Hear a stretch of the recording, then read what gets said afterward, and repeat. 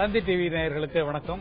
இன்றைய ராஜபாட்டை நிகழ்ச்சியில் நாம் சந்திக்க போறது யாருன்னா, அவரு ஒரு இசையமைப்பாளர், ஒரு பாடகர், ஒரு பாடலாசிரியர், ஒரு இயக்குனர், ஒரு பட தயாரிப்பாளர், ஒரு நிகழ்ச்சி தொகுப்பாளர், எத்தனையோ வேலைகள் இருக்கக்கூடிய ஒரு பிஸியான ஆளை பார்க்க போறோம். அவர் யாருன்னா, இதான சொல்ல போறீங்க தந்திரி? ஆக்சுவலா இது நான் சொல்றதை விட நீங்க சொல்றதுதான் ரொம்ப ஈஸியா வருது. நான் ரொம்ப கஷ்டப்பட்டு இது எப்படி சொல்றது, எப்படி இன்ட்ரோ கொடுக்கறதுன்னு தயங்கிட்டே இருப்பேன். முடிஞ்சு போச்சு. நீங்க ரொம்ப அற்புதமா சொல்லிட்டீங்க. நிறைய பேரை நல்லா பண்ணிட்டு இருக்கீங்க. எனக்கு நிஜமாவே ஒரு சந்தோஷமான நிகழ்ச்சி. தந்தை டிவில இந்த மாதிரி ராஜ பாட்டையில நடக்கக்கூடிய ஒரு வாய்ப்பு கொடுத்ததுக்காக நன்றி. உங்களுடைய வாழ்க்கைக்குள்ள அப்படியே ஒரு பெரிய பயணம் செய்ய போறோம். அதுக்கு முதல்ல இந்த ஜெகஜகான்னு போட்டு இருக்கிற அந்த டிரெஸ், இது வந்து பெண்கள் அணிந்து கொள்ளக்கூடிய மாதிரியான அந்த மேல போட்டுக்கிற அந்த ஷால், இது எப்படி இந்த டிரெஸ் நீங்க தேர்ந்தெடுக்கிறீங்க? முதல்ல இப்ப டிவியே ஹெச்டி ஆயிப்போச்சு, கலர்ஃபுல்லா தான் பாப்பாங்க ஜனங்கள். பாத்தீங்கன்னா அதுக்காக டிவிக்காகவே நிறைய இதெல்லாம் ஒப்பட வேண்டியிருக்கு. இந்த டிரெஸ் பொறுத்த வரைக்கும் சொன்னீங்கன்னா, இந்த டிரெஸ்ஸுக்கு ஒரு பின்னணி இந்த மாதிரி நான் எனக்கு ஒரு பேட்டர்ன் பண்ணது காரணம் என்னன்னா, சத்மா அப்படிங்கிற படத்துக்காக நாங்க பாம்பேல நானும் அண்ணன் இளையராஜாவும் சேர்த்துருந்தோம். பாலுமேந்திரா டைரக்ஷன் உங்களுக்கு தெரியும். அந்த படம் கமல் அடிச்சு நேஷனல் அவார்டு வாங்கின ஒரு பிலிம்.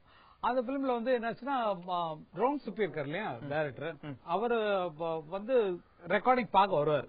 வந்தாருன்னா இதே மாதிரிதான், இதே கலர், இதே ட்ரெஸ் போட்டு இந்த துண்டு இருக்கு நீங்க போட்டுக்கிற இதே மாதிரி இப்படிதான் இருப்பாரு. இப்படிதான் வருவார், ஜம்முன்னு இப்படி வருவாரு. எனக்கு அவரை பார்த்ததுல இருந்து ரொம்ப ஆசை. சரி, இந்த மாதிரி நம்ம போடணும் அப்படின்னா, அப்ப ரெகுலரா வந்து போடக்கூடிய ட்ரெஸ், நம்ம யூஸ்வலா ஸ்டுடியோல வந்து இந்த மாதிரி ட்ரெஸ் யாரும் போட்டு அலைய மாட்டாங்க. ஸ்டுடியோல யாரும் இந்த மாதிரி போட்டு அலைய மாட்டாங்க. நான் என்ன பண்ணேன், நானும் அண்ணா இளையராஜா ரெக்கார்டிங் எல்லாம் முடிஞ்சதுக்கு அப்புறம் ஷாப்பிங் போகும்போது என்னுடைய சைஸ்க்கு இந்த மாதிரி ட்ரெஸ் எடுத்தேன். ஏன்டா அது உனக்கு என்னடா வச்சு அப்படின்னா, இல்ல எனக்கு அது ரொம்ப மாதிரி போட்டுக்கணும், எனக்கு ரொம்ப ஆசையா இருக்கு, அதனால இது எடுத்தேன்னா ஐயோடாது. மறுநாள்ல இருந்து பாத்தீங்கன்னா சினிமாவில் வந்து அந்த ஸ்டுடியோல எல்லாம் என்ன திரும்பி பாக்குற அளவுக்கு இந்த மாதிரி ட்ரெஸ் போட்டு நான் பாட்டில் நடந்துட்டு, எல்லாரோட கொஞ்சம் வித்தியாசமா இருக்கிறப்ப ஆட்டோமேட்டிக்கா எல்லாரும் நம்மள பாக்க ஆரம்பிப்பாங்க. அதுக்கப்புறம் இந்த மாதிரி ட்ரெஸ் போட்டு இருந்தா இந்த துண்டெல்லாம் கிடையாது, இப்படிதான் இருக்கும். என்னோட பாட்டு எழுதும் போதோ கச்சேரி பண்ணும் போதோ அதே மாதிரிதான் இது பண்ணிட்டு இருப்பாங்க. ஆனா வந்து என்னன்னா, இந்த ட்ரெஸ்ல இருந்து இந்த துண்டு வந்த கதை என்னன்னு சொன்னா, முதல்ல வைரமுத்து வரும்போது வெறும் பேண்ட் ஷர்ட் தான் போட்டு இருந்தாரு. பேண்ட் ஷர்ட் போட்டுக்கிறதவரு திடீர்னு வந்து இந்த ட்ரெஸ்ஸுக்கு மாறினார். சரி, இந்த மாதிரி ட்ரெஸ்ஸுக்கு வந்தோடனே சரி நமக்கு அவர்கிட்ட இருந்து ஒரு வித்தியாசம் வரணுமேங்கிறதுனால என்ன பண்ணா, சேம் என்ன சர்வாணி போடுறோம் அதே மாதிரி கலர்ல நான் துண்டு போட ஆரம்பிச்சேன். சரி, துண்டு போட ஆரம்பிச்சோன்னா சரிட்டு அது போச்சு. அப்புறம் டிவிகள்ல அதிகமா ஷோ வரும்போது கொஞ்சம் கலர்ஃபுல்லா இருந்தா நல்லா இருக்குமேட்டும், இந்த மாதிரி நம்ம காசு மாதிரி திடீர்லாம் இந்த மாதிரி கொடுத்தோம்னா கலர்ஃபுல்லா மாதிரி, இப்ப நீங்க சொல்ற மாதிரி என்ன பெண்கள் மாதிரி ட்ரெஸ் அணிஞ்சிருக்கீங்க, அவங்க எல்லாம் தூக்கி நம்ம பேண்ட போடும்போது அவங்க ட்ரெஸ் நம்ம போடுறது என்ன போட்டிக்கு செய்தே ஆகணும்.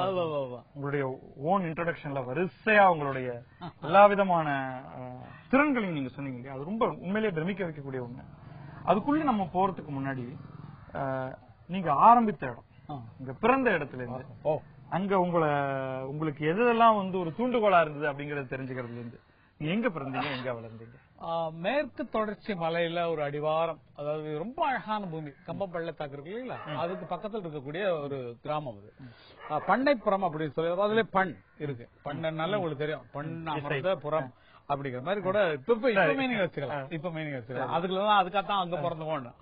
அது என்னன்னா, எங்க ஊருக்கு பக்கத்துல இந்த பக்கம் தேவாரம், இந்த பக்கத்துல கோம்பை அப்படிங்கிற ஊரு, நடுவுல எங்க ஊரு சின்ன ஒரு கிராமம். அந்த மாதிரி ஒரு இதுல வந்து எங்க அப்பா வந்து நல்ல பெரிய ஒரு எஸ்டேட் மேனேஜரா இருந்த காரணத்தினால நல்ல ஏலமலை காடுகள்லாம் வச்சிருந்த ஒரு வசதியான இடத்துல பிறந்தோம். வேற என்ன சொல்றது, அது ஏதோ ஒரு புண்ணியம், அந்த இடத்துல பிறந்தது என்னமோ ஒண்ணு பிடிச்சிக்கிச்சுன்னு வச்சுங்களேன். அதனால அப்படி நீங்க அந்த பண் இசையெல்லாம் சொன்னீங்க இல்லையா, குடும்பமே ஒரு விதத்துல இசை குடும்பமா, இசையோட சேர்ந்தே இருந்ததா? ஆமா, இப்பதான் நான் சமீபமா ஒரு புக் ஒன்னு எழுதிட்டு இருக்கேன், வந்த கதை அப்படின்னு சொல்லிட்டு. அதுக்காக பல விஷயங்களை எங்க முன்னோர்கள்ட்ட, எங்க அக்கா இருக்காங்க பத்மான்னு சொல்லிட்டு, அவங்கள்ட்ட எல்லாம் கேட்கும்போது எங்களுடைய முன்னோர்கள் வரலாறு அவங்க சொல்லும் போது, எங்களுடைய அப்பாவோட அப்பா, எங்க தாத்தா இருக்காங்க இல்லைங்களா, அவங்க எல்லாம் வந்து ஹரிச்சந்திரா கதா காலட்சேபம் இதெல்லாம் பண்ணக்கூடியவங்களா இருந்தாங்க. அந்த மாதிரி பல ஆன்மீக சொற்பொழிவுகள் அந்த மாதிரி பண்ண ஒரு காரணத்தினால அந்த கிளாஸுகளும் சேர்ந்து, கிராமிய பாட்டு சேர்ந்து எங்களுக்கு மொத்தமா எங்க அம்மா அப்பால எங்க தாத்தாவால அது கிடைச்ச ஒரு பெரிய சொத்தா இருக்கு. சோ நீங்க வந்து உடனே நீங்க உங்களுடைய ஸ்கூலிங் பீரியட் ஆயிருக்கும். அப்ப எந்த மாதிரி படிச்சீங்க, எந்த ஸ்கூல்ல படிச்சீங்க, அது எப்படி இருந்தது உங்களுடைய? எங்க சார் படிப்பு எங்க சார் ஏறும். எங்க அண்ணாங்க பாட்டு பாடி இருக்கும்போது பாட்டு பாடலாமே, ஐயோ இன்னைக்கு இந்த பாட்டு மண்ணுக்கு மரம் பாரமா மரத்துக்கு இலை பாரமா. ஆனா படிச்சுட்டு இருக்கும்போது அந்த பாட்டு கிடைச்சுன்னா இந்த படிப்புல ஓடாது, வெளியில கேட்கிற மைக் செட் சவுண்ட்ல உள்ள மைண்ட் ஓடிடும். அந்த மாதிரி புத்தியிலே வளர்ந்ததுனால படிப்பு சரியா ஏறல.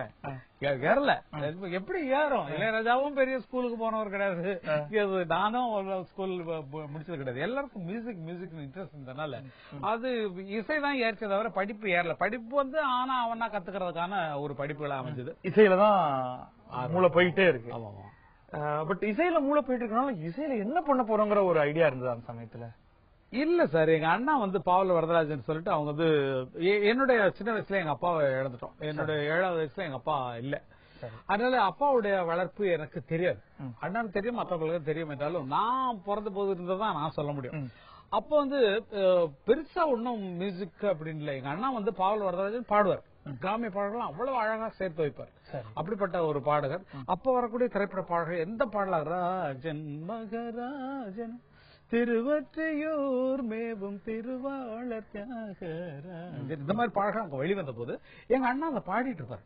அதெல்லாம் கேட்கும்போது எங்களுக்கு ரொம்ப சந்தோஷமா இருக்கும். அவங்க பாடுற மாதிரி எங்க அண்ணா பாடுறாங்களே அப்படின்னு சொல்லி பிரமிப்பா இருக்கும் பாக்குறதுக்கு. அப்புறம் அவங்க நாடகங்கள் எல்லாம் போட ஆரம்பிச்சாங்க. ஊர்ல வந்து திருவிழாக்கள் வரும்போது நாடகங்கள்லாம் எங்க அண்ணா போடுவாங்க. எங்க ஊர் திருவிழாக்கள், பக்கத்து ஊர் திருவிழாக்கள் நாடகம் நடக்கும், நிறைய ஜனங்கள் பாத்துட்டு இருப்பாங்க. அப்ப அந்த சின்ன வயசுல பாக்கும்போது அண்ணன் மேடையில பாக்கும்போது, வேஷத்துல பாக்கும்போது, நடிக்கிறத பாக்கும்போது நமக்கு அப்படி அவர் அழுதா நமக்கு அழ தோணும். ஒரு இப்படி மனசுலாம் அப்படி போயிடும். அப்ப அந்த நினைவுகளை அப்படி மேல மேல வந்ததுனாலதான் அண்ணா வாங்குற கைதட்டல் மாதிரி நம்ம வாங்கணும், நமக்கு வேணும், நம்ம வாங்கணும். அவங்க இப்படி பண்ற மாதிரி, அவங்க பாடுற மாதிரி நம்ம பாடணும். ஐயோ அவங்க சொந்தமா புது புது பாட்டெல்லாம் பாடுறாங்களே, அதனால நம்மளே இதே மாதிரி பாடணுங்கிற ஆசை வந்தது காரணம் எங்க அண்ணன் பாவல வரதராஜன் ஒருத்தர் தான். அவரை மட்டும் நாங்கள் வந்து எங்கள் முன்னோடியாக எடுத்துக்கொள்ள அப்படின்னு சொன்னா இன்னைக்கு இவ்வளவு பெரிய வளர்ந்த நிலையில் இருக்க இளையராஜா, நோ இளையராஜா, நோ கங்கை அமரன், யாருமே கிடையாது. ஒரு விதத்துல அவர் தான் உங்களுடைய முதல் குரு. முதல்ல நீங்க கத்துக்க ஆரம்பிச்சிட்டீங்க. முதல் குரு எங்க அண்ணா தான். அங்கிருந்து நீங்க சென்னைக்கு எப்ப வரீங்க, எதனால வரீங்க? அது என்ன பண்றது, தலையெழுத்து இந்த மாதிரி எல்லாம் டிவிக்கு வரணும்னு அப்ப எழுதப்பட்டிருக்கு. என்னன்னா ஊர்ல இருந்த போது பாரதி ராஜா எங்க ஊருக்கு மலேரியா இன்ஸ்பெக்டரா வந்தாரு. மலேரியா இன்ஸ்பெக்டர்னா உங்களுக்கு தெரியும், வீடு போய் யாருக்கா காய்ச்சல் இருக்கா, காய்ச்சல் இருந்தா மலேரியாவா இருக்கும், இது போடுங்க அப்படிங்கிற மாதிரி ஒரு வந்தாரு. அப்போ அவருக்கும் கலை ஈடுபாடு, எங்களுக்கும் கலை ஈடுபாடு இருந்ததுனால அவரும் அங்க ஊர்ல நாடகம் போட்டாரு. அப்போ அவரோட பழக்கம் ஏற்பட்டதுனால நாடகங்களுக்கு சொந்தமா பாட்டு எழுதி, இப்ப நான் பாட்டு எழுதி கொடுப்பேன், அண்ணன் மியூசிக் பண்ணுவாங்க. அது டிராமால அப்ப எல்லாம் டிராமாக்கள்ல பாத்தீங்கன்னா ஒரு லவ்வர்ஸ் 2 பேர் இருந்தாங்கன்னா, மாசிலா நிலவேனோ காதலை மகிழ்வோடு மாநிலம் கொண்டாடு, இப்படிதான் பாடிட்டு இருப்பாங்க. இந்த பாட்டை வச்சுதான் பாடணும், சினிமா பாட்டு தான். பேசுறத விட பாடுறதுதான் அதிகமா இருக்கும். இல்ல டூயட்னா இப்படிதான் இருக்கும். அப்ப நாங்க என்ன பண்ணோம்னா, நான் இப்ப பாட்டு எழுத ஆரம்பிச்சேன். பாட்டு எழுத ஆரம்பிச்சு எதுக்கு நம்ம சினிமா பாட்டு போடணும், நம்மளே இதுக்குன்னு ஒரு புதுசா கிரியேட் பண்ணலாமே சொல்லி அண்ணனுக்கு பாட்டு எழுதி கொடுத்து அதுக்கு டியூன் பண்ண சொல்லி அதை பாடுவோம். வெண்ணில வெண்காவலிலே கங்கை நதி ஓடும், கங்கை நதி ஓரத்திலே கண்ணன் மரம், என்னோட 13வது வயசு. இதான் புத்தி பாருங்க. வைகரையில் எல்லாம் அந்த டைம்ல எழுந்தது. காரணம் என்னன்னா அந்த மாதிரி அந்த ஆசைகள் வந்ததுனால, டிராமா ஆசை வந்ததுனால நம்மளே சொந்தமா மியூசிக் பண்றோம்ல, ஐயோ இதோட நெக்ஸ்ட் டெவலப்மெண்ட் என்னன்னு நினைக்கும் போது நம்ம தனியா ஏதாவது பண்ணணும் அப்படிங்கிற மாதிரி இருக்கும்போது பாரதி ராஜா எங்க ஊர்ல இருந்து என்ன பண்ணாரு, திடீர்னு சென்னைக்கு போய் அவரு சிவாஜிக்கு அப்புறம் அவர் தான் சிவாஜி ஆகணும்னு ஆசை, நடிக்கிறது தான் அவருக்கு ஆசை. அப்படி எல்லாம் போட்டு கிஸ்து துறை வரி வண்டிட்டு அப்படி கண்ணாடி கொண்டு அடிச்சுட்டு இருப்பாரு. அவர் நடிக்கிறதுக்கு தான் வந்தார். வந்துட்டு ரொம்ப கஷ்டப்பட்டு இருந்த போது சரி பாரதி போயிட்டாரு, நம்ம எங்க ஊர்ல உட்காந்துட்டு இருக்கிறது, நம்மளும் கிளம்பலாம் சொல்லிட்டு எல்லாம் சேர்ந்து சென்னைக்கு புறப்பட்டு வந்தவங்க தான். சென்னைக்கு புறப்பட்டு வந்து நாடகம் பாவலராஜன் இல்ல, அவர் இல்ல, அவர் வந்து மதுரையில இருந்துட்டாங்க. சென்னையில வந்து ரொம்ப ரொம்ப கஷ்டப்பட்டு நாடகங்களுக்கு, பல நாடகங்களுக்கு பின்னணி இசை மாதிரி வாச்சு, அதுக்கு என்ன 15 ரூபா கிடைக்கும். நாங்க மொத்தம் மியூசிக் பார்ட்டி பாவல பிரதர்ஸ் அப்படின்னு சொல்லி போட்டு மியூசிக் நாடகங்களுக்கு அண்ணாவுடைய பேரை வச்சுக்கிட்டீங்க, பாவல பிரதர்ஸ் தான், பாவல பிரதர்ஸ் தான் பேரு. பாவல பிரதர்ஸ் சொல்லி போட்டு நிறைய நாடகங்களுக்கு என்ஜிஓஸ் எல்லாம் நிறைய டிராமாஸ் பண்ணுவாங்க. அதுல எல்லாம் காகித ஓடம், சொல்லத்தான் நினைக்கிறேன், நிறைய நிறைய நாடகங்கள், சிவகுமார் நடிச்ச நாடகங்கள், செந்தாமரை நடிச்ச நாடகங்கள், இதுக்கெல்லாம் நாங்க பேக்ரவுண்ட் மியூசிக் வாசிக்கிறேன். முன்னால உட்காந்து 1960கள், அதாவது 67, 68 இருக்கும். 70ல கொஞ்சம் சினிமாவுக்கு இசை கலைஞர்களா போயிட்டோம். அதுக்கு முன்னாடி டிராமாக்கள் தான் எங்களுக்கு அனுபவமா இருந்தது. அதுக்கப்புறம் நிறைய பாடல்கள் நாங்கள் தயார் பண்ணி வச்சதுனால எங்களுடைய அடையாளம் சொல்றதுக்கு எங்களுடைய பாடல்களை பாடி காட்டி நாங்கள் இப்படி மியூசிக் பண்றோம் அப்படின்னு சொல்லி ஒவ்வொருத்தட்டையா நாங்க போய் சான்ஸ் கேட்டு எந்த கம்பெனி அதை ஆரம்பிச்சாங்கன்னா போய் அங்க போய் பூஜையில் நிக்கிறது, ஏதாவது எங்க பாட்டை கேளுங்க அப்படிங்கிற மாதிரி சொல்றது. அப்ப எல்லாம் பாத்தீங்கன்னா M S. Viswanathan, V. Kumar sir, K. Madhavan எல்லாம் பீக்கா இருந்த பீரியட். புது ஆட்களுக்கு சந்தர்ப்பமே வராது, கிடைக்கவே முடியாது. இப்ப நினைச்சவங்க எல்லாம் மியூசிக் ரைட்டர் ஆகும், அப்ப எல்லாம் முடியவே முடியாது. அந்த ஃபர்ஸ்ட் பிரேக் அப்படிங்கறதே வந்து ரொம்ப கஷ்டமானதா. ஐயோ ஏன் கேக்குறீங்க, போட்டு அதுக்கு முன்னால ஒரு 2-3 படம் சின்ன பட்ஜெட்ல சில ஃப்ரெண்ட்ஸ் எல்லாம் சேர்ந்து படம் எடுத்து வச்சுட்டு வருவாங்க. வந்துட்டு அந்த படம் அந்த பாட்டோட நின்று போடும். அந்த பாட்டுக்கு பூஜை பண்ணுவாங்க இல்லைங்களா, அதோட முடிச்சு போடும். பேப்பருக்கு போட்டோ எடுக்கிறதோட அவ்வளவுதான், பாட்டு வெளில வந்ததே கிடையாது. பாட்டு பேமெண்டா கொடுக்க முடியாது. அது ரெக்கார்ட் பண்ணி பூஜைக்கு மியூசிக் எல்லாம் நடந்து முடிஞ்சு அந்த பேமெண்ட் கொடுக்கணும் எல்லாருக்கும். அப்ப எங்க ஸ்பாட் பேமெண்ட் இருக்கிறது எங்களுக்கு மட்டும் தான் இருக்கும், மியூசிஷியன்ஸுக்கு மட்டும் தான். அந்த பாட்டுக்கு பேமெண்ட் எல்லாருக்கும் செட்டில் ஆனதான் அந்த ஸ்டுடியோல இருந்து சாங் வெளியே நீங்க எடுக்க முடியும். அந்த மாதிரி ரூல் இருந்தது. அதனால அது கூட முடியாம பல படங்கள் நின்று போய் வெக்ஸ் ஆகி போயிட்டோம். என்னது ஒரு படமும் அமைய மாட்டேங்குது அப்படின்னு சொல்லி ரொம்ப கஷ்டப்பட்டு உட்கார்த்தோம். அதுக்கப்புறம் தான் இளையராஜா அவங்களுக்கு கிடைச்ச ஒரு பெரிய விஷயம் என்னன்னா, இளையராஜாவுடைய திக்கஸ்ட் ஃப்ரெண்ட் ஆர் செல்வராஜ் அப்படின்னு சொல்லிட்டு அவர் மதுரையில எங்க கூட இருந்தவர், சங்கரையா சொல்லி கம்யூனிஸ்ட் இருக்காரு, அவங்களோட ரிலேஷன். அவர் வந்து கதாசிரியர் எங்க ஊர்ல இருந்து பல கதைகள் எழுதின காரணத்தினால அவர் வந்து பஞ்சவர்ணாசலத்துல அசிஸ்டன்ட் ஒர்க் பண்ணார். பஞ்சவர்ணாசலம் சின்ன சின்ன படங்கள் தான், காமெடி படங்கள் தான் எழுதிட்டு சொந்த படங்கள் எழுதிட்டு இருக்காரு. அப்ப அண்ணன் இளையராஜா வந்து நாங்களே ஜி.கே. வெங்கடேஷ் அண்ணா ஒர்க் பண்ணிட்டு இருக்காரு, நானும் ஜி.கே. வெங்கடேஷ் கிட்டார் எல்லாம் வாசிட்டு இருக்கோம். அப்ப அவர் தான் சிபாஸ் பண்ணாரு, பஞ்சவர்ணாசலத்துல எங்க ஊர்ல இருந்து ஒரு பையன் வந்திருக்கா, ஜி.கே. வெங்கடேஷ் ஒர்க் பண்றான், நீங்க அந்த பாட்டை கேளுங்க பஞ்சவர்ணாசலத்தை சொல்லி பஞ்சவர்ணாசலத்து ரூம்ல போய் அண்ணன் இளையராஜா தனியா போய் பாட்டெல்லாம் பாடி கேட்டார். எல்லாம் மெலடி சாங் இருந்தோன்னா அவர் சொன்னதேப்பா நான் காமெடி படமா பண்ணிட்டு இருக்கேன், இந்த ஒரு பாட்டுக்குன்னே ஒரு படத்தை உருவாக்கணும் சொல்லி இளையராஜா அண்ணன் போட்ட பாடல்களுக்காக உருவாக்கப்பட்ட படம் தான் அன்னக்கிளி. அதுதான் வந்து ஃபர்ஸ்ட் பிகினிங். அப்போ வந்து ரைட் த்ரூ உங்களுடைய ரோல் என்னவா இருந்தது? அசிஸ்டன்ட் மியூசிக் டைரக்டர் மாதிரி. அவர் அருமையா வாட்சி கம்போஸ் பண்ணாரு, நாங்க அவர் பாடின பாட்டை கூட சேர்ந்து பாடி அப்படியே அதை இது பண்ணி ஒத்துழைப்பா உதவியாளர்களா இருந்து அவருக்கு அசிஸ்டன்ட் நெக்ஸ்ட் சாங் சொல்லி கொடுத்து நான் தான் சொல்லி கொடுத்தேன். டெக்னிக்கலா கத்துக்கிட்டு முடிஞ்சது. இப்படிதான் சாங் கம்போஸ் பண்ணணும், இப்படிதான் ரீ ரெக்கார்டிங் பண்ணணும், இப்படித்தான் அதுக்குரிய வார்த்தைகள் வரணுங்கிறது அது அந்த கத்துக்கிற குருகுலமா அண்ணன் இளையராஜா இருந்தது. இளையராஜாவோட சேர்ந்து மியூசிக் பண்ணிட்டே இருக்கிறதுல இருந்து நான் மியூசிக் பண்றேன் அப்படின்னு போன ஃபர்ஸ்ட் படம் எது, எதனால அந்த மாதிரி? நான் மியூசிக் பண்றேன்னு எங்க சார் அப்ப எல்லாம் என்னன்னா யாராவது கிடைச்சாங்கன்னா போட்டு அமுக்குறது, கோழி பிடிச்சி அமுக்குற மாதிரி அமைக்க ஒரு படத்தை பண்றதுதான் வேலை. மலேசியா வாசுதேவன் இப்ப டப்பிங்ல என்னுடைய மைத்திரர் ஒருத்தர் இருக்கிறார், என்னுடைய சகோதரர் விஜயகுமார் சொல்லிட்டு டப்பிங்ல ரொம்ப பெரிய ஆர்டிஸ்ட். அதாவது என்னுடைய ஒய்ஃபோட தாய்மாமா. அவரும் இருந்த போது என்ன பண்ணாங்க, ஏதோ ஒரு ப்ரொடியூசர் ஊர்ல இருந்து படம் எடுக்கணும்னு சொல்லி வந்துட்டாங்க. அவங்கள பிடிச்சி வச்சுட்டு எங்கிட்ட அருமையான கதை இருக்கு, அப்படி பண்ணலாம் இப்படி பண்ணலாம் சொல்லி வளர்த்து இளையராஜா அவங்க மியூசிக் இளையராஜா எல்லாம் கேட்க வேண்டாம், ரொம்ப ஜாஸ்தி ஆயிடும், அவங்க தம்பி தான், அவர் போட்ட மிச்ச பாட்டெல்லாம் இவன்ட்ட தான் இருக்குது, அதனால அவனை தூக்கி மியூசிக் ரைட்டரா போட்டுக்கலாம். அதாவது ஏதோ வந்து ஃபேக்டரி மாதிரி வீட்டுக்குள்ள நிறைய பாட்டு போட்டு வச்ச மாதிரியும் அப்படியே அதுல இருந்து கொஞ்சம் எடுத்து ஒரு சிச்சுவேஷன் 4 பாட்டு போடுவோம் சார். நீங்க கேட்கறது ஒரு பாட்டு தான், பாக்கி 3 பாட்டு மிச்சமாயிடும். ஓகே, 3 பாட்டு மிச்சமாயிடும். அடுத்த கம்பெனி போகும்போது ஒரு பாட்டு எக்ஸ்ட்ரா போட்டு 3 சாங் பெண்டிங்ல இருந்துட்டே இருக்கும். அப்ப வந்து அடுத்த கம்பெனி போகும்போது அதே சாங் தூக்கி போகும். செந்தூர் போய் பாட்டலாம் அப்படித்தான், அது பின்னால வரும்போது சொல்றேன். அந்த மாதிரி ஸ்டாக்ஸ் இருக்கனால இவங்க என்ன பண்ணாங்க, அவன்கிட்ட தான் வந்து இளையராஜாவோட கேன்சல் ஆன டியூன் எல்லாம் இருக்கு, அவனை தூக்கி நம்ம மியூசிக் ரைட்டரா போட்டோம்னா சேம் இளையராஜா மியூசிக் நமக்கு வந்துடும், செலவு குறைஞ்சிரும். இளையராஜா கம்மி பண்றான்னு நமக்கு எக்ஸ்பெக்டேஷன் ஜாஸ்தி ஆயிடும். மலர்களிலே அவள் மல்லிகைன்னு ஒரு படம், அந்த படத்துக்கு என்ன மியூசிக் ரைட்டரா புக் பண்ணாங்க. புக் பண்ணா பேப்பர்ல எல்லாம் போட்டாச்சு, பேப்பர்ல எல்லாம் போட்டு கங்காவரம் மியூசிக் பண்றாரு, இந்த மலர்களே மல்லிகை அப்படின்னு படம் அப்படின்னு சொல்லி போட்டோன்னே ரெக்கார்டிங்ல உட்காந்துருக்கோம். காலில் பேப்பர் பார்த்துட்டு அண்ணா காட்டுன்னு வந்தாரு. அது முன்னாடி டிஸ்கஸ் பண்ணல, பசங்க போட்டாங்க, சரி வாங்கடா விளையாடலான்ற மாதிரி தானே கிடைச்சா நம்ம என்ன பண்ணோம், பிள்ளைங்க நியூஸ் சொல்லிக்கலாம், நடக்கும்போது சொல்லிக்கலாம். ஆனா பேப்பர்ல நியூஸ் போட்டு விட்டாங்க. இவர் சீரியஸா எடுத்துட்டாரு, அண்ணா ரொம்ப சீரியஸா. ஏவிஎம் RR ரெக்கார்டிங்ல போய் கிட்டார் வாசிக்க போறோம். கிட்டார் வாசிக்க போறா காலைல பேப்பர்ல பார்த்தா என்ன மியூசிக் பண்ற சொல்லி பேர் வந்துருக்கு, விளையாடுற மியூசிக் பத்தி உனக்கு தெரியுமா, மியூசிக் கம்போஸ் பண்றது அப்படி பண்ணோட எனக்கு ஒண்ணு புரியல. இல்ல ஃப்ரெண்ட்ஸ் சும்மா என்ன மியூசிக் உனக்கு ஈஸியா வச்சுட்டியா, பா வெளில போ மியூசிக் பண்ணிக்கோன்னு சொல்லிட்டு கிட்டார் வச்சுட்டு வெளியே வந்தான். கிட்டார் வச்சுட்டு ஸ்டுடியோ விட்டு வெளியே துரத்திட்டார். சரி, எங்க குருநாதர் ஜி.கே. வெங்கடேஷ். அவர் என்ன பண்ணாரு, நேரா இளையராஜா பண்ணது ரெக்கார்டிங். ஒரு 60 பேர் ஆர்கெஸ்ட்ரா வாசிட்டு இருக்காங்க. ஏய் ராஜா குவா, என் குரூப்ல இருந்த போது மியூசிக் பண்ண போனோம், ஆர்கெஸ்ட்ரா விட்டு நான் விரட்டினா, உனக்கு என்னடா தெரியும் நான் விரட்டினா, அவனுக்கு ஏதோ அவன் இல்லைன்னா வேற வேணாலும் மியூசிக் பண்ண போறான், நீ எதுக்கு அதுக்கு அவனை சத்தம் போடுறேனே, டிப்ப பார்த்ததெல்லாம் பண்ணாத, இதெல்லாம் நல்லா இல்லைன்னு சொல்லி நேரடியாக திட்டக்கூடிய ஒரு ஜி.கே. வெங்கடேசன். அதுக்கப்புறம் காம்ப்ரமைஸ் ஆகி போய் உட்காந்து அண்ணா பாடல்கள் எல்லாம் வாசிக்க ஆரம்பிச்சு தனியா ஒரு மியூசிக் பண்ண ஆரம்பிச்சேன். எனக்கு முதல் வெளிவந்த படம் வந்து ஒரு விடுகதை ஒரு தொடர்கதை, ராமநாராயணன் அவங்க படம்.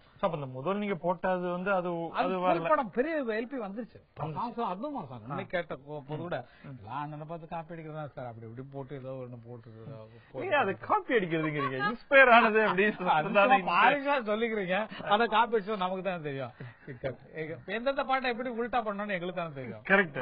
பட் இருந்தாலும் வந்து அது நீங்க இன்ஸ்பிரேஷன் இன்னைக்கு சொல்லிக்கிறீங்க, நாங்க வந்து பக்காவா சொல்லணும்னா காப்பி அடிச்சு வேண்டாம் அப்படிங்கிற சொல்லி. உங்களுடைய அவுட்புட் மேல நீங்க விளையாட்டா சொல்றீங்க நான் காப்பி அடிச்சேன் அப்படின்னா சரின்ட்டு, உங்களுக்கு ரொம்ப அதாவது உள்ளூர் அப்படியே ஆனந்தம் கிளைத்து வர மாதிரி இது ஏன் பாட்டுடா அப்படின்னு உங்களுக்கு ஒரு பெரிய லிஸ்ட் வச்சிருப்பீங்க இல்லையா? எனக்கு நிஜமா இருக்கு சார். ஃபர்ஸ்ட் பிலிம்ல எனக்கு வந்து எனக்கு அவ்வளவு தூரம் அமையும்னு எனக்கு தெரியாது. ஏன்னா வந்து அதுல வந்து சுத்தமான ஒரு ராகங்கள், வளர்ச்சி ராகங்கள், ஒரு ஒரு பிடிச்ச பாடலாம் இருந்து நாயகன் அவன் ஒரு புறம் அவன் விழியில் மனைவி அழகு, நாயகி அவள் மறுபுறம் அவள் வானில் 2 நிலவு. ஜானகியும் ஜெயசுதாஸ் பாடம் பக்காவா இருக்கும். அதுக்கப்புறம் சுவர்லா சித்திரங்கள், பாக்யராஜ் வரும்போது மௌன கீதங்கள், அப்புறம் சிவாஜியை பார்க்க தாண்டினா நீதிபதி, அதெல்லாம் பறக்க முடியாத ட்ரீம். ஊர்ல பார்த்த ஒரு பெரிய ஆளுக்கு நம்ம வந்து மியூசிக் பண்றோமே அப்படின்னு சொல்லி நினைக்கும் போது அது கட் பண்ண என்னன்னா, எங்க ஊர்ல வீரபாண்டிய கட்டபொம்மன் படம் ரிலீஸ் ஆகி சில்லு ஜூப்ளிக்கு சிவாஜி வந்து ஜீப்ல அப்படி கூப்பிட்டு வந்து அவருக்கு மீட்டிங் எங்க ஊர்ல போட்டு வரவேற்பு கொடுக்குறோம். அந்த மீட்டிங்ல நான் பாடுறேன், பிரேயர் சாங் நான் பாடுறேன். அவருக்கு போட்ட மாலையை தூக்கி கொண்டு போய் ஊரெல்லாம் சிவாஜிக்கு போட்ட மாலை சொல்லி சுத்தி எங்க வீட்டுல அருதாகிற வரைக்கும் வச்சிருந்த ஆள் நான். அப்படிப்பட்ட ஒரு ஆளுக்கு சிவாஜி பக்கத்துல இருந்து பேசக்கூடிய பாடக்கூடிய அமைப்பு, ஒன்னா உட்கார்ந்து கிடைக்கக்கூடிய ஒரு பாக்கியம் கிடைச்சிருக்குன்னா நினைச்சு பார்த்தா பிரமிப்பான சொன்ன. அதே மாதிரி எம்ஜிஆரோட பார்த்து ரசிச்ச அத்தனை பேரையும் பக்கத்துல இருக்கக்கூடிய அளவுக்கு வந்திருக்குன்னா அந்த இசைங்கிற ஒன்னால்தான் எங்களால அதை வர வைக்க முடிஞ்சதுன்னு இன்னைக்கு பல பேர் எங்களை பாக்குறத பெரிய விஷயம்ன்றாங்க. இதெல்லாம் ஒண்ணு கிடையாது, நாங்க பார்த்து பிரமிச்ச ஆட்கள் பார்த்து பிரமிக்க. பலரை கடவுள்ன்றோம், நாங்க கும்பிட கடவுளை கும்பிடுங்க, அப்பதான் சரியா கொண்டு பெரிய பெரிய விஷயம் சார். இப்ப நீங்க சொன்னீங்க எப்படி வந்து அந்த சிச்சுவேஷன் அதுல இருந்து நீங்க மியூசிக் போடுறீங்க. உண்மையில வந்து ஒவ்வொரு பாட்டும் அந்த சிச்சுவேஷனை உள்வாங்கிக்கிட்டு அதை அப்படியே மனசுல ஒரு ரிப்பீட் பண்ணி தான் அந்த மியூசிக் வருது. நிச்சயமா சார், நிச்சயமா சார். அதாவது அப்ப டைரக்டர்ஸ் வந்து ஒரு டியூனை வந்து ஓகே பண்ண மாட்டாங்க, இன்னொரு ஆல்டர்னேட்டிவ்க்கு வேற டியூன் இருக்கலாமே, அது கேட்கலாமே, கேட்டு எது பெட்டர்னு நம்ம செலக்ட் பண்ணலாங்கிற ஒரு வரைமுறை அந்த காலத்துல எங்க காலத்துல இருந்தது. ரொம்ப கஷ்டப்பட்டுக்கோம். பல ஒரு பாட்டுக்காக 10 பாட்டு கூட நாங்க கம்போஸ் பண்ணிருக்கோம். அந்த 10 பாட்டுல ஒரு பாட்டு தான் கம்போஸ் முடியும். அப்போ வந்து என்னன்னா நம்ம வரணுங்கிற எய்ம் தான் இருந்ததை தவிர அந்த டைரக்டர்ஸ் கேட்க ஐயோ அந்த டைரக்டர் ஏதோ நினைக்கிறாரு, ஏதோ அவங்களுக்கு சொல்ல தெரியாது, இந்த மாதிரி ராகத்தில் இருக்கலாம்னு அவங்களுக்கு சொல்ல தெரியாது. அப்ப நமக்குள்ள வர்ற உணர்வுகளை வச்சு அன்னக்கிளி ஒண்ணு தேடிதா இருக்கட்டும், மச்சான பாத்தீங்களா இருக்கட்டும், இல்ல வந்து கேட்டேங்க இருக்கட்டும், இல்ல கண்ணன் ஒரு கை குழந்தையா இருக்கட்டும், எல்லாத்துக்குமே ஆல்டர்னேட்டிவ் டூல்ஸ் நிறைய போட்டுட்டே இருக்கும், நிறைய போயிட்டே இருக்கும். அந்த மாதிரி டியூன்ஸ்ல வந்து அவங்க ஒன்ன செலக்ட் பண்ணதுக்கு அப்புறம் அதுக்கான ஆர்கஸ்ட்ரேஷன் எல்லாத்தையும் வச்சு நாங்க வந்து பண்ணக்கூடிய வாய்ப்பு இருக்கும். ஒரு பாட்டுக்குள்ள 10 பாட்டு இருக்கும். ஆனா அப்படி இருந்தும் ஒரு சில டியூன் தானே நம்ம மைண்டுக்குள்ள போய் அப்படியே காலையில எழுந்திருக்கிறப்பையும், அதாவது நான் வந்து உங்களை போன்ற இசையமைப்பாளர் சொல்லுவேன், இந்த மாதிரி ஒரு பாட்டு கேட்கறவனுக்கு ஒரு டியூன் மட்டுமே நம்மள தொடர்ந்து துன்புறுத்திட்டே இருக்கேன், நம்ம மண்டையை விட்டு போக மாட்டேங்குது. அது உங்களுக்குள்ள இருக்கிற சிச்சுவேஷன்.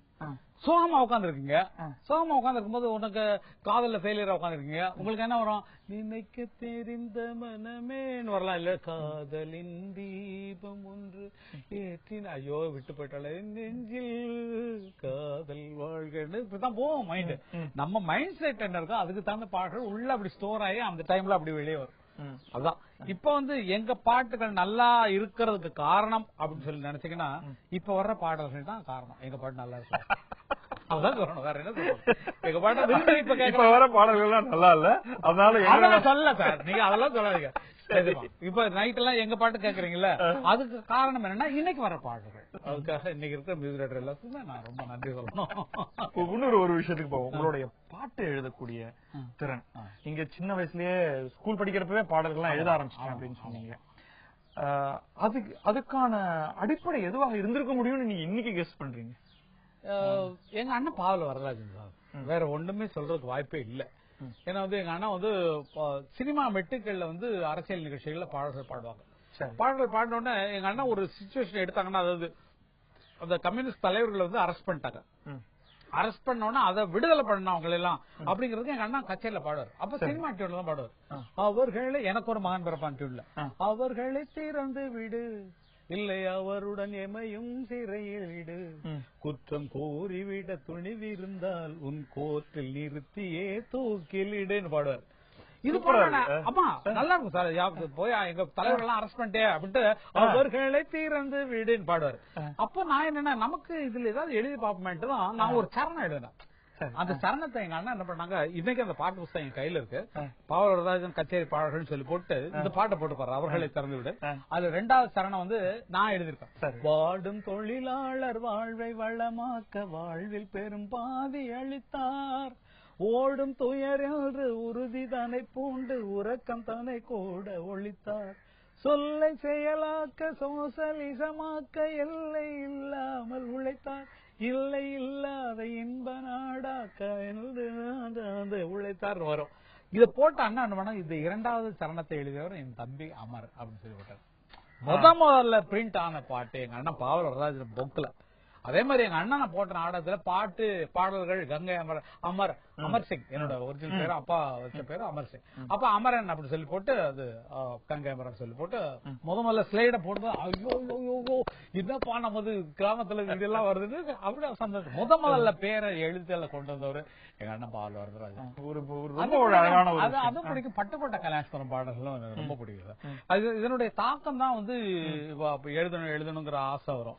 எங்க ஊருக்கு வந்து மேற்க வந்து ஒரு ஒத்த ஆலமரம் ஒன்று இருக்கு சார். அது இன்னும் இருக்குன்னு சொல்லி சொன்னாங்க. அந்த ஆலமரத்தை பார்க்கணும்னு எனக்கு ரொம்ப ஆசை. அந்த ஒத்த ஆலமரத்துல வந்து எத்தனை பேர் தூக்கு போட்டு செத்துருக்காங்க நிறைய பேர் அந்த ஆலமரத்துல. ஆனா எனக்கு அது தெரியாது. நான் தெரியாதுன்னா அந்த பக்கம் போகாதான்னு சொல்லுவாங்க. ஆனா பாடல் எழுதுறவன் தனியா, கவிஞன் போய் தனியா தானே உட்காந்து எழுதுவோம் அப்படின்னு நம்ம எல்லாம் படிச்சிருக்கோம்ல. அதனால இப்ப ஸ்கூல் முடிச்சோடனே ஒரு நோட் புத்தகத்தை எடுத்துட்டு நேரம் அங்க போயிடுவேன். அந்த ஆலமரத்துல ஒரு பெரிய படுகை இருக்கு சார். அதாவது அந்த கிளை வந்து மேல ஏறி போனான். அங்க போய் உட்காந்துட்டு அப்படி யோசிச்சு பாட்டுல எழுதிட்டு, வைகை கரையில் வந்தால் வருவேன் உன் அருகில் அப்படின்னு சொல்லி பாட்டு எழுதிடுவோம். அந்த புறத்தில் ஒரு மகாராணி, அவள் அன்பு கரத்தில் ஒரு மகாராணி. இதெல்லாம் நான் 15-16 வயசுல எழுதின பாட்டு. காதல்னா என்னன்னு தெரியாது. ஆனா என்னமோ பொறிக்கதனமான மைண்ட் உள்ள பூந்துருக்கு. காதல்னா இப்படிதான் இருக்கும் ஒரு பாட்டு அப்படின்னு சொல்லிட்டு அந்த மாதிரி பாடல்கள்லாம் அப்பவே உற்பத்தி ஆச்சு. அதுக்கு காரணம் என்னன்னா, எங்க அண்ணன் பாடல் வர்றது, நம்மளும் பாட்டுல வரணும். ஏன்னா இளையராஜா வந்து மியூசிக், அப்ப வந்து ஹார்மோனியம் போற பாட்டு எல்லாம் போட, அப்ப நம்ம மியூசிக்ல அவ்வளவு இன்ட்ரெஸ்ட் இல்லை. எழுத்துக்கள்ல தான் எனக்கு ரொம்ப இன்ட்ரெஸ்ட் ஜாஸ்தி இருந்தது. அதனால அது பாடலாசிரியனா வரணும் அப்படின்னு சொல்லிட்டு நிறைய எழுதிட்டு, அப்ப இளையராஜா வந்து மியூசிக் பண்ண ஆரம்பிச்சார். அவருக்கு பண்றதுக்கு பாட்டு இல்ல, ஏதாவது பாட்டு கிடைச்சா தானே பண்ண முடியும். அங்கதான் என்று பிடிச்சேன் நான். கரெக்டா எழுதி வச்ச பாட்டுலாம் தூக்கி அவர்கிட்ட போட்ட உடனே என்னன்னா, கரெக்டா ஞாபகம் இருக்குன்னா, பாரதி ராஜா நாடகங்களுக்கு பல பாடல்கள் எழுதி கொடுத்திருந்தாலும் ஒரு மறக்க முடியாத ஒரு, அதாவது எங்க வாழ்க்கையில பின்னால உதவக்கூடிய பாடல்கள் முன்னால வருது அப்படின்னு சொன்னா, 3 தமிழ் காவியமும் முருகனுக்கு தொட்டிலடி, முத்தமிழின் சங்கமமும் முருகனுக்கு கட்டிலடி, நன்று சொன்ன தலைவனுக்கு நாடெல்லாம் கோவிலடி, நாளும் அந்த கோவிலே நல்ல நாள் கோலமடி பாட்டு எழுதி எங்க அண்ணாட்ட போது ஏதாவது ஒரு மெட்டு போட்டு பாடினானோட அதுக்கு போட்ட பாட்டு தான் 3 தமிழ் காவியமும் முருகனுக்கு தொட்டிலடி, முத்தமிழின் சங்கமமும் முருகனுக்கு கட்டிலடி, நன்று சொன்ன தலைவனுக்கு நாடெல்லாம் கோவிலடி, நாளும் அந்த கோவிலிலே நல்ல நாள் கோலமடி. இது என்ன பாட்டுன்னு உங்களுக்கு தெரியும். அப்ப கம்போஸ் பண்ண பாட்டு அந்த லிரிக்க தூக்கி இந்த பக்கம் போட்டீங்கன்னா, கண்ணனோரு கை குழந்தை கண்கள் சொல்லும் பூங்கவிதை, இந்த பாடல் ராகம் உருவாக காரணமாக இருந்த என்னுடைய பாட்டு. டக்குன்னு எப்படி வந்து அந்த சொற்கள் வருது, அத எக்ஸ்பிளைன் பண்ண முடியுமா? எப்படி சார் முடியும்? இப்ப எப்படி நான் இப்ப பேசிட்டே இருக்கும்போது நீங்க அடுத்த கேள்வி கேட்காம ஏதோ படக்குன்னு ஒரு வார்த்தை வந்து விழுது பாத்தீங்களா? நம்ம அடுத்த வார்த்தை நான் என்ன பேச போறேன்னு தெரியல, அடுத்து வந்து விழுது இல்லையா? அதுதான். இல்ல சில சமயங்கள் வந்து ஏதாவது ஒரு சொல்ல கேக்குறப்பயோ பாக்குறப்பயோ தோன்றப்பயோ இது இருக்கு, இது அடுத்த பாட்டுல இதை எப்படியாவது கொண்டு வந்துடணும் அப்படின்னு நீங்க உங்களுக்கு தோணிருக்கா? அப்படி இல்ல சார், அப்படி எல்லாம் இல்ல. சில சில ஃபேவரட் சொற்கள் கண்ணதாசனை அவன் நிறைய ஃபாலோ பண்றதுல அந்த கொஞ்சம் எளிமையா இருக்கணும், ரொம்ப லிட்டரியா இருக்கிறதா ஓரளவு இதா இருக்கணும் அப்படிங்கிற மாதிரி ஒரு பல பாடல்கள் நான் எழுது. அந்த புறத்தில் மகாராணி பாட்டை பாத்தீங்கன்னா நான் எழுதுனதுல பாத்தீங்கன்னா டோட்டலா அந்த ராஜாராணி பாடுற மாதிரி அந்த சாங்ஸ் ஃபுல்லா இருக்கும். அந்த புறத்தில் மகாராணி, அன்பு கரத்தில் ஒரு மகராஜன், அன்பு உலகம் தன்னை அரசாளும், ஆனந்தமே அவர் குறவாகும், தெய்வீக காதல் அரண்மனை, தங்கத்தேரினிலே நம் ஊர்வலம், கையில் காதல் வழி செங்கோல், அது காதலரை நடத்தும் நகர்வலம். இப்படி வந்தது அந்த ராஜ பாட்டையில போறோமே, அந்த மாதிரி அந்த ராஜாராணி பாடுற மாதிரி அதை பாடுறது. சினிமாவுக்கு வரும்போது சினிமாட்டிக்கா வரும்போது சிவாஜிக்கு எப்படி இருக்கணும், அந்த லட்சுமி அம்மாவுக்கு எப்படி இருக்கணும், சுஜாதா அம்மாவுக்கு எப்படி இருக்கணும் அப்படின்னு வார்த்தைகள் மாறும்போது அதனுடைய வேகம் வேற மாதிரி ஆயிப்போயிடும். உங்களுக்கு அந்த இசை உணர்வும் இருக்கிறதுனால அந்த பாடல் வரிகள் யோசிக்கிறப்ப அது ஒரு கிளாஷ் ஒன்று வருமா? அதாவது எனக்கு தெரியல, நான் ஒரு பியூர் கவிஞர் அல்லது பாடலாசிரியர் எப்படி யோசிப்பாரு, இசை அமைக்க தெரிந்தவரும் இசையோடயே இருக்கிறவரும் எப்படி பாடல் எழுதுவார்? அதுக்கு எனக்கு பிளஸ் என்ன சார், இந்த மியூசிக் தெரிஞ்சதுனால ஒரு டியூன் சொன்னா அதுக்கு ஒரு அச்சரம் கூட மாறாது. கவிஞர் ஆயிட்ட மாதிரி நீங்க லிரிக்ஸ் எழுதிக்கிட்டே வரீங்க. அப்புறம் சினிமால இப்ப சபதமோ ஏதோ ஒரு படம், அதுல வந்து என்னன்னா கவிஞர் கண்ணதாசன் ஐயா எழுத வேண்டிய ஒரு பாட்டு, அதை வந்து என்ன பண்ணாங்கன்னா கவிஞர் தான் எழுத போறாரு. ஆனா வந்து டைரக்டர் என்ன பண்ணாருன்னா, மாதவன் சார் இல்ல இதுக்கு ஏதாவது ஒரு டம்மி வேர்ட்ஸ் போட்டு காட்டுப்பா அப்படின்னு, அவன் இது சொல்லடா அப்படின்னு சொல்லிட்டு தாரா தரரரே இது எப்படி வரும்னு டைரக்டர் தெரியாது. அதனால நான் என்ன பண்ணேன்னா, நேரம் இது இரவு நேரம், இதுதானே உறவு நேரம்னு ஒரு பாட்டு எழுதினேன். சரிட்டு அப்புறம் கவிஞரையா என்ன பண்ணாங்க, கவிஞரையா கால் ஷீட் கொடுத்தாங்க, நேரம் கவிதா மண்டபத்துக்கு வந்துருங்க அப்படின்னு சொல்லி சொன்னாங்க. கவிதா மண்டபத்துக்கு நான் போயிட்டோம். போய் சிச்சுவேஷன் சொல்றோம், ஒரு நைட் டைம் அந்த பொண்ணுக்கு ஒரு மாதிரி மூடு, தன்னுடைய ஹஸ்பண்ட் கிட்ட கொஞ்சம் நெருக்கமா இருக்க மாதிரி பாட்டியா சிச்சுவேஷன். டியூனை வாசிங்க, நாங்க தான் வாசி காட்டுறோம்.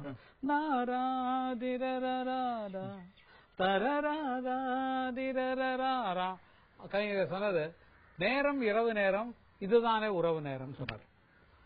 உடனே வந்து இது எல்லாம் பார்த்த உடனே என்ன டைரக்டர் வந்து எல்லாருமே பார்த்தோன்னா என்னது இல்ல இதுக்கு டம்மி வேர்ட்ஸ் எழுத சொன்னா அமர் வந்து சேம் வார்த்தை இதே வார்த்தை தான் எழுதினாரு.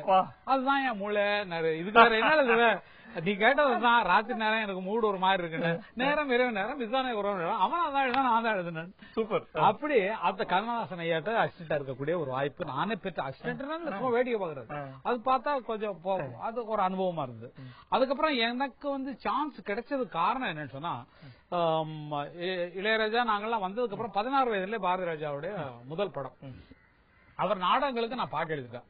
அவர் கதை எழுதுறது டைரக்ட் பண்ணும்போது என்னன்னா இதே மாதிரி டம்மி வேர்ட்ஸ்ல எல்லாத்துக்கும் கேட்காது. கேட்ட உடனே செந்தூரப்பவே அண்ணா கம்போஸ் பண்றாரு. செந்தூர் ஏதாவது டம்மி வேர்ட்ஸ் எழுது, செந்தூரப்பூவே செந்தூரப்பூவே ஜில் என்ற காற்றாயின் பாட்டு எழுதேன். அது கடைசி வரைக்கும் வேற யாரோ எழுத போறாங்கன்னு தான் நான் பேசாம விட்டுட்டேன். சரி டம்மி வேர்ட்ஸ் நம்ம கொண்டு. அப்புறம் ரெக்கார்டிங் போறதுக்கு முன்னால சொன்னாரு, அமர் எழுதின பாட்டை ஓகே அதவே ரெக்கார்ட் பண்ணலான்னு பாரதி. ஓகேயா என்ன பாட்டு அது? இல்ல அதுக்கு நன்றி சொல்லணும் நிஜமா பாரதி ராஜா தான் சொல்லணும். அறிமுகம் கங்கை அமரன் அப்படின்னு சொல்லி அது 16 வரும். அதுக்கப்புறம் நடந்த கதை தான் உங்களுக்கு தெரியும். ஓரம்போ ஓரம்போ ருக்குமணி வண்டி வருது, இன்னும் கலாட்டா தங்க வாட்டி ஏன் கொப்ப கிழக்கு பாட்டுலாம் வந்து நிறைய நல்ல பாடல்களும் வந்திருக்கு. நம்ம லிரிக்ஸ்ல இருந்து நேரா சினிமாவுக்கு போயிருவோம் போலாம். இப்ப பைனா உங்களுக்கு வந்து சினிமாவுடைய சகல சாத்தியங்களும் தெரிஞ்சு போயிடுச்சு. அப்புறம் நீங்க சினிமா எடுக்க ஆரம்பிச்சீங்க, டைரக்டர். இந்த ஜம்ப் எப்ப நடந்தது? இந்த நடக்கிற அந்த முதல் படத்திலே உங்களுக்கு வந்து சினிமா முழுசாவே தெரிஞ்சதுங்கிற ஒரு ஃபீலிங் இருந்ததா? ஒரு தீபாவளி அமாவாசை அன்றைக்கு இளையராஜாவும் பஞ்சர்நாசலமும் சேர்ந்து, பஞ்சர்நாசலம் அமர் வீட்டு புறட்டோம் அப்படின்னாரு. என்னமோ ஏதோ சொல்லி போனா அப்போ வாழ்வே மாயம் படம் ரிலீஸ் ஆயிருக்கு. ஹிட், ரொம்ப ஹிட். அப்ப நிறைய படங்கள்லாம் சின்ன சின்ன படங்கள்லாம் அவர் இளையராஜா நிறைய பணம் வாங்கி அவர் பெரிய மியூசிக் டைரக்டர் இல்லையா, கமல் அப்படி பெரிய படங்களுக்கு தான் அவர் வந்து மியூசிக் பண்ணிட்டு இருப்பாரு. அப்ப வந்து எனக்கு என்னன்னா வாழ்வை வாங்கிறது ஒரு பெரிய ஹிட் ஆயிப்போச்சு அந்த சாங். அதுக்கப்புறமேல அண்ணா என்ன பண்ணாங்கன்னா கூப்பிட்டு வந்து பஞ்சர்நாசலம் ஒரு அட்வான்ஸ் கொடுத்து, நாங்க கோழிக்கு வந்து ஒரு படம் எடுக்கிறோம், நீ தான் டைரக்ட் பண்ற சொல்லி அட்வான்ஸ் கொடுத்தாங்க. டைரக்ஷனா ஓகே, ஐயோ சந்தோஷம் சொல்லி வாங்கிட்டாச்சு. அதுக்கப்புறம் கதை எழுத சொன்னாங்க. எனக்கு ஒரே ஒரு கதை வந்தது. அந்த கதை இவ்வளவு சிம்பிளா தான் சத்தியமா நடந்ததே இவ்வளவுதான். படம் பண்ணு நாங்க கோழி கூவுது படம் பண்றோம். இந்த இது அட்வான்ஸ் நீ தான் டைரக்ட் பண்ற, கதை ரெடி பண்ணு சொல்லிட்டாங்க. டைரக்ஷனா? ஐயோ அண்ணாவெல்லாம் வரல. அப்படியா? டைரக்ஷனா? ஐயோ கொடுங்க. ஓகே ஓகே ஓகே வாங்கிட்டேன். ஒருத்தருக்கு அசிஸ்டன்ட் இருந்தது கிடையாது. ஷூட்டிங் வேடிக்கை பார்த்திருக்கான். படங்கள் பார்க்கும்போது என்னென்ன ஷார்ட் எடுக்கிறாங்க நமக்கு தெரிஞ்சு போயிடும். அந்த ஒரு கைடன்ஸ் தவிர மற்றபடி ஆப்டே போய் இவங்க ஸ்டார்ட் இப்படி பண்றாங்க, இந்த கேமரா இந்த ஆங்கிள் இருக்கு இப்படி இருக்கு அப்படிங்கறதெல்லாம் கத்துக்கவே இல்லை. ஏதோ தெய்வ செயலா வந்து விழுந்தாச்சு. கோழி கோதுன்னு ஒரு படம் பண்ணியாச்சு. அது நினைச்சது அந்த எக்ஸ்பீரியன்ஸ் சொல்லுங்களேன். அதாவது ஒரு ஸ்கிரிப்ட் பண்றது, அதுல வந்து வேரியஸ் செக்மெண்ட் சீன் வைக்கிறது, இதெல்லாம் வந்து எப்படி உங்களுக்கு நீங்க யாரோடையாவது ஹெல்ப் எடுத்துக்கிட்டீங்களா? ஆமா ஆமா எல்லாருமே எடுப்பாங்க சார். தரி வந்து இப்ப வந்து நமக்கு ஒத்த மனதில் உள்ளவர்கள் இருக்காங்க இல்லைங்களா, அவங்கள்ட்ட வந்து இது சொல்லி அபிப்பிராயம் கேட்டு இப்படி இருக்கலாமே சொல்ற சஜஷன் நமக்கு பிடிச்சிருந்தா அதை எடுத்துக்கிற மாதிரி பல சமாச்சாரங்கள் ஒவ்வொருத்தரும் பிளஸ் தான் சார். அதை அமைஞ்சுக்கிற சமாச்சாரங்கள். ஆனால் திங்கிங் வந்து கரெக்டா ஸ்ட்ராங்கா இருக்கும்.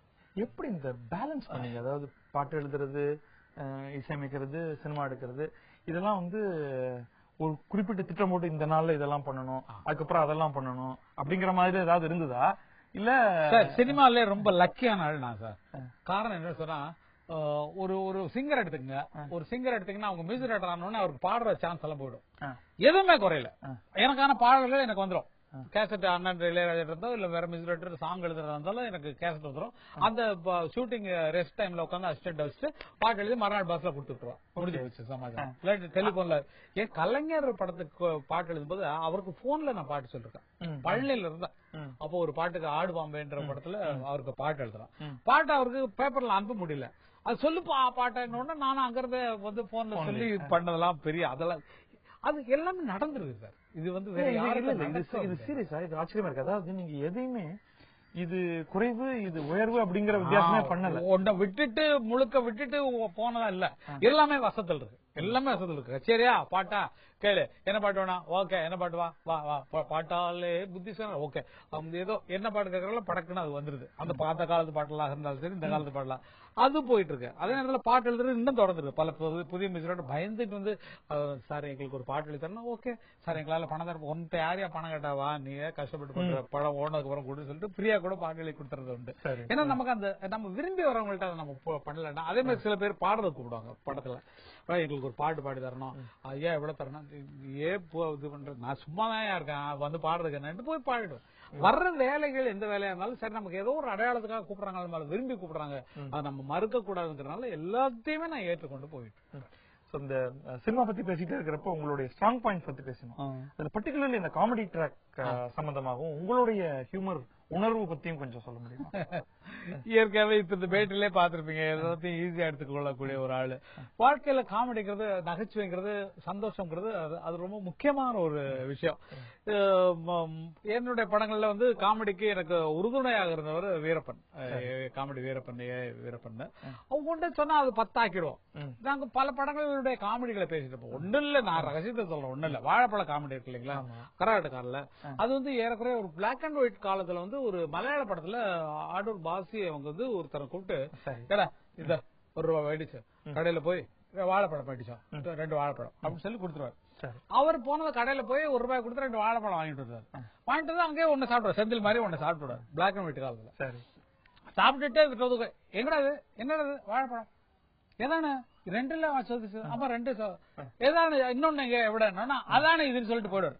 இவர் இந்த வாழைப்பழத்தை வச்சு பார்த்துவா சீன் முடிஞ்சிடும். இந்த காமெடியை பேசிட்டு ஏங்க இதை வளர்த்தா எப்படி இருக்கும், இவனே ஒரு மடையன், இவனுக்கு சொல்லி புரிய நான் என்ன கொடுத்தேன், இது பயங்கரமா ஒர்க் அவுட் ஆகுது சார். ஷூட்டிங் நடத்துறோம், பயங்கர கூட்டம், ஏவிஎம்ல அந்த இதுல நடத்துறோம். இவங்களுக்கு தான் சொல்ல தேவையில்லை, 2 பேரும் செந்திலுக்காவது கொஞ்சம் 10 தரம் சொல்லணும். கவுண்டமணி என்ன ஒண்ணும் சொல்ல தேவையில்லை. கவுண்டமணி டே வா என்ன சொன்னேன் முதல்ல மெதுவாக்காதுன்னா, என்னடா சொன்ன, நான் கொடுத்தேன் பணம் கொடுத்தையா கொஞ்சம் ஹைட் பண்ணேன், 3வது கொஞ்சம் டேய் என்னடா தொல்ல மாதிரி பண்ண, 4வது அழுதுறேன். இந்த கீ ஷாட் மொத்தமா வச்சிட்டோம், 4 தரம் கேட்கறது மொத்தமா கீ ஷாட் வீட்டோட சேர்த்து வச்சுட்டு கேமரா பிக்ஸ் பண்ணிட்டோம் சார். பேசிட்டு நாங்க பாட்டுல சிரிச்சுட்டு ஓடுறாங்க, நான் மட்டும் நின்று பார்த்துட்டு இருக்கேன். சொன்ன ஏன் என்ன பண்ணாரு பாருங்க, அந்த நேரத்திலேயே அந்த காம்பவுண்ட் ஃபுல்லா பேசி இளையராஜா அங்க மியூசிக் கம்போஸ் பண்ணிட்டு இருக்காரு. அவர் நான் மத்தியானம் சாப்பாட்டுக்கு எப்போதுமே ஒன்னா உட்காந்து சாப்பிடும் இளையராஜா. ஏன்னா இன்னைக்கு என்னமோ வாழைப்பழ காமெடி எடுத்தீங்களாமே என்ன அது கேட்டாரு. கேட்ட அன்னைக்கே அது ஒரு பயங்கரமா போச்சு. இது என்ன இயல்புன்னு சொன்னா சின்ன வயசுல இருந்து இந்த காமெடி பயங்கர எங்க வாழ்க்கையில் நிறைய காமெடி நடந்திருக்கு சார். அண்ணா கோழிக்கு ஒரு படம் எடுத்தான், காமெடி சென்ஸுக்காக சொல்றேன். படத்தை பார்த்தாரு, படம் பார்த்து நல்லா படம் எடுத்திருக்கேன், கோழிக்கு சம்பந்தமே இல்லாம ஒரு ஏன்னா பேருக்கும் படத்துக்கு சம்பந்தம் இருக்கணுங்கிற அவசியம் கிடையாது. இளையராஜாவும் பேரு, நீ என்ன இளையராஜாவா? இவர் வைரமுத்து பக்கத்துல உட்காந்துருக்காரு, இவர் வைரமுத்து, இவர்கிட்ட வைரமா முத்தா, இவர் என்னது பேருக்கெல்லாம் அர்த்தம் இருக்குன்னா வாலிக்கு என்ன பண்ணுவேன்னு சொல்றாரு. அதே மாதிரி எங்க அண்ணன் பாஸ்கர் என்ன பண்ணாரு, ஒரு நாள் இது இருக்கு இல்லைங்களா, இந்த யானை முடி வச்ச ஒரு இருக்கு இல்லைங்களா, அந்த மோதிரம் போட்டு வந்தாரு. நானு பாரதிராஜா எங்க அண்ணன் பாஸ்கர் எல்லாம் நிக்கிறோம். நின்ன உடனே அவர் வந்து பாத்தியாடா என்ன அது அப்படின்னாரு. இல்ல இது யானை முடி மோதிரம் போட்டுட்டு அந்த காத்து கருப்பெல்லாம் அண்டாதுன்னு சொல்லுவாங்க, அது நீ எதுக்கு போட்ட அப்படின்னு. நீயே ஒரு காத்து கருப்பு போய் எப்படி அப்படிங்கிற மாதிரி இயல்பா வாழ்க்கையில் இருந்தனால படங்கள் அது ஈஸினஸா ரொம்ப அருமையா போச்சு. அது மாதிரி காமெடிங்கிறது நம்ம வாழ்க்கையில ஒரு காமெடியா தான் இருக்கும். அதனால அந்த காமெடி வந்து ஈஸியா வருது. எனக்கு முழு நேர ஒரு நகைச்சுவை படம் எடுக்கணும்னு ஆசை இருக்கு. அதனால இப்ப இருக்கிற இளைஞர்களோட போட்டி போட வேணாமேன்னு அந்த கதையை மட்டும் அப்படி தனியா வச்சுட்டேன். இந்த சினிமால இருந்து கொஞ்சம் சில நபர்களுக்கு போவோம். போலாமே. பர்சனாலிட்டி, உங்களுடைய பர்சனாலிட்டியும் அதுல இருந்து தெரிஞ்சுக்க பார்ப்போம். ஒரு விதத்துல வந்து ஒரு மிகப்பெரிய இசை மேதை, அது முடிசூடா மன்னனாக அந்த இசைத்துறையில உங்க அண்ணன் கோல வச்சுக்கிட்டு இருந்தார். நீங்க அவரோட தொடர்ந்து ரொம்ப நாள் ஒர்க் பண்ணீங்க. அப்ப இந்த ஈகோ உரசல்கள், சண்டைகள் அதெல்லாம் ஒண்ணும் வரலையா? அதெல்லாம் இருக்கு சார், இருக்கு நிறைய இருக்கும்னா அவர் ஒரு பாட்டு கம்போஸ் பண்ணாருன்னா ரெக்கார்டு பண்ணிட்டு கூட ஒண்ணு இல்ல, நான் ஓப்பனாவே சொல்றேன், பயணங்கள் முடிதல் பாட்டுல எல்லா பாட்டும் கம்போஸ் பண்ணோம். பண்ணிட்டு வந்து எல்லா பாட்டும் போட்டு கேட்டோம்னா நான் வந்து என்கிட்ட வந்து நான் இல்லன்னா நான் வேற இடத்துல மியூசிக் பண்றேன்னா நான் அவர் அந்த வீக்ல என்னென்ன சாங் பண்ணாரோ அதெல்லாம் வந்து எனக்கு போட்டு காட்டுவாங்க. எனக்கு அதுல பிடிக்காத பாட்டு வந்து சாலையோரம் சோலை ஒன்று பாடும், அது அந்த நேரத்துல வந்து என்னன்னா இது ஏதோ கேட்ட பாட்டு மாதிரி இருக்குண்ணா, இது வேணாம், இது வேண்டாம். சுந்தரராஜன் கூப்பிட்டு இது வேண்டாப்பா, இந்த பாட்டு நல்லா இல்லப்பா, எல்லா பாட்டும் மத்ததுல இளைய நிலா ரொம்ப நல்லா இருக்கு, அந்த பாட்டு நல்லா இருக்கு, ஆத்தா ஆத்தவர மாதிரியா, வைகரையில், இதெல்லாம் ரொம்ப அழகா இருக்கு எல்லா பாட்டுகளுமே, ராகதீபம் ஏற்றும் நேரம், இது என்னமோ ஒரு சினிமா பாட்டு மாதிரி இருக்கு, சாலையோரம் சோலை ஒன்று ஒரு ரெகுலர் டுயட் மாதிரி இருக்கு, இது வேண்டாம்னு சொன்னா அண்ணா அதை கேன்சல் பண்ணாரு. இல்ல அவன் வேணாங்கிறான், அதனால இது வேண்டாம் அப்படின்ற மாதிரி முடிவு பண்ணோன்னே அதுக்கப்புறம் அண்ணன் டேட்டு கிடைக்காதனால அந்த பாட்டை அதை வச்சாங்க. எனக்கு அந்த அந்த பாடல்கள் வந்து வித்தியாசப்படல இல்லையா, அது ரெகுலர் சினிமா டியூட் மாதிரி இருந்தனால அது எனக்கு அந்த மாதிரி பல விஷயங்கள் சொன்னா அவரு அது ஈஸியா எடுத்துப்பாரு. ஈவன் நான் சொல்றேன் அதெல்லாம் தாண்டி ஒரு அதாவது நீங்க வளர்ற மாதிரி அவருக்கோ இல்ல அவர் ரொம்ப எங்கேயோ போயிட்ட மாதிரி உங்களுக்கோ இல்ல அது வீண் வம்புக்காக கேட்கல, எனக்கு சீரியஸாவே இல்ல அவரோட ஈஸினஸ் நான் சொல்லணும். வாழ்வே மாயம் படம் வந்து நல்ல பீக்ல போய் சில்வர் ஜூப்ளி பார்த்து ஃபங்க்ஷன் எல்லாம் பண்ணதுக்கு அப்புறம் ஆர்கெஸ்ட்ரா ஒரு 70 பேர் வாசிச்சிட்டு இருக்காங்க. நான் வந்து என்ட்ரி ஆனோட டேய் அமருங்க வா அப்படின்னாரு. கூப்பிட்டு ஆர்கெஸ்ட்ரா எல்லாம் கான்டாக்ட் பண்ணிட்டு அரண்மனை பக்கத்துல உட்காந்து வாழ்வே மாயம் ரொம்ப நல்லா பண்ணிருக்கேன்னு சொன்னாங்க அப்படின்னு சொல்லிட்டு பக்கத்துல அவர் பேக்ல இருந்து ஒரு எடுத்தாரு, ஒரு செயினை தூக்கி அப்படி எல்லாரும் போட்டாரு, எல்லாரும் கைதுட்டாங்க. அது என்ன பிளான் எனக்கு தெரியல, அவ்வளவு ஈஸியா இருக்கு. தம்பி நல்ல பரவாயில்ல, ஒரு நியாயமான மியூசிக் நம்ம, அதுதான் எனக்கும் பெருமையா இருக்கு சார். தட் இஸ் வந்து இப்ப வந்து யுவன் சங்கர் ராஜா எல்லாம் ஒரு மட்டமான மியூசிக் கேட்க முடியாது, கேட்டா ஒரு பீட் சாங் கேட்டா கூட ஓரளவு நியாயமா எங்க ஃபேமிலிக்குரிய மரியாதையோட இருக்க மாதிரி இருக்கு.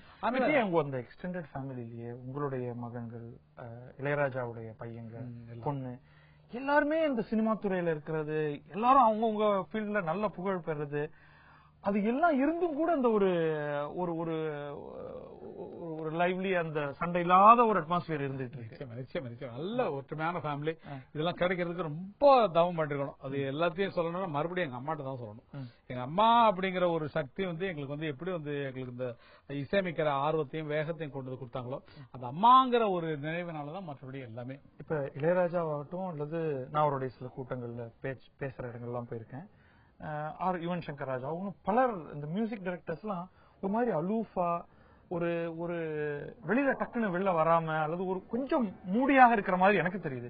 பட் நீங்க வந்து கம்ப்ளீட்லி மாறி அப்படியே கேர்லெஸ்ஸா அப்படியே வார திறந்தா கொட்டுறீங்க, பேசுறீங்க, கையெல்லாம் ஆடி அப்படியே டான்ஸ் ஆடுறீங்க. நான் ஒண்ணே ஒண்ணு சொல்றேன் சார், நிஜமா இந்த பேட்டில சொல்றேன், இளையராஜா லைஃப்ல ரொம்ப மிஸ் பண்றது.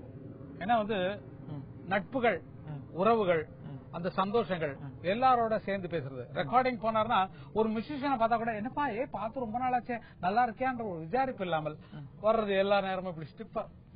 அது லைஃப் அல்ல. நீங்க அதனால வந்து என்ன இளையராஜா கதை மத்தவங்கள்ட்ட பேசினாலும் குறைஞ்சு போகுதா ஒண்ணு கிடையாது. அதனால அதெல்லாம் மிஸ் பண்ணாம இருக்கிறது எனக்கு ரொம்ப சந்தோஷமா இருக்கு. என் பிள்ளைங்க அந்த மாதிரி இருக்கிறது எனக்கு ரொம்ப சந்தோஷமா இருக்கு. எல்லாரோட இயல்பா இளையராஜா வந்து தன்னை தனிமைப்படுத்திக் கொண்டார். அப்பவே தனிமைப்படுத்த. அதுக்கு காரணம் என்னன்னு சொன்னா, உங்களுக்கு தெரியுமே சினிமால இந்த தண்ணி ட்ரிங்க்ஸ் இதெல்லாம் ரொம்ப இருந்த காலங்கள். இளையராஜா நாங்கெல்லாம் சேர்ந்து பார்ட்டிக்கெல்லாம் போயிருக்கோம். இன்னைக்கு இருக்கக்கூடிய ரஜினி சார், கமல் எல்லாம் சேர்ந்து ஒன்னாவே தண்ணி அடிச்சிருக்கோம். எல்லாமே நடந்திருக்கு. இதெல்லாம் வந்து தொழிலை விட்டு விலகிறதுக்கான ஒரு சூழ்நிலையா இருக்கும்போது அவர் அப்படி விலகி போனார். பாத்தீங்களா, நான் வந்து இப்படி தனிமையா இருக்கணும், இது வேற மைண்ட் அது கொண்டு போக கூடாது அப்படிங்கிற மாதிரி மைண்ட் கொண்டு வாங்க இல்லையா. அந்த மைண்ட் செட் இருக்க அதுதான் அவரை தனியா கொண்டு போயிடுச்சுன்றாலும் மறுபடியும் எல்லாரோட சேர்ந்து ஒரு விசாரிப்பு எல்லாருக்கும் ஒரு சந்தோஷமா இருக்கும். இன்னைக்கு ரஜினி சாருக்கு ஒரு போன் பண்ணா அருமையா என்ன சாமி எப்படி இருக்கிறீங்க அப்படின்னு பேசக்கூடிய இந்த இயல்பு தன்மை இருக்கு இல்லையா, அது மிஸ் பண்றாங்களோன்னு எனக்கு கொஞ்சம் வருத்தம். எல்லா நேரமும் ஸ்டிப்பா இருக்கிறது கஷ்டம் சார். இப்ப நம்ம எனக்கு இருக்க சந்தோஷம் சொல்ல முடியாது. நான் நல்லா எல்லாரோடையும் சந்தோஷமா இருக்கு, ரொம்ப சந்தோஷமா இருக்கு. கடந்த ஒரு மணி நேரமா உங்களோட உரையாடுறதே வந்து ஒரு எனர்ஜி பூஸ்ட் மாதிரி இருக்கு. ரொம்ப சந்தோஷமா இருக்கு. சந்தோஷம். இந்த இனிய சந்தர்ப்பத்தில் தந்தி டிவியில ராஜா பட்டேல் நடக்கக்கூடிய வாய்ப்பு அளித்தது தந்தி டிவிக்கு என்னுடைய மனமார்ந்த வாழ்த்துக்கள். அனைத்து நேயர்களுக்கும் வளம் பொங்கட்டும், மகிழ்ச்சியாக. நன்றி.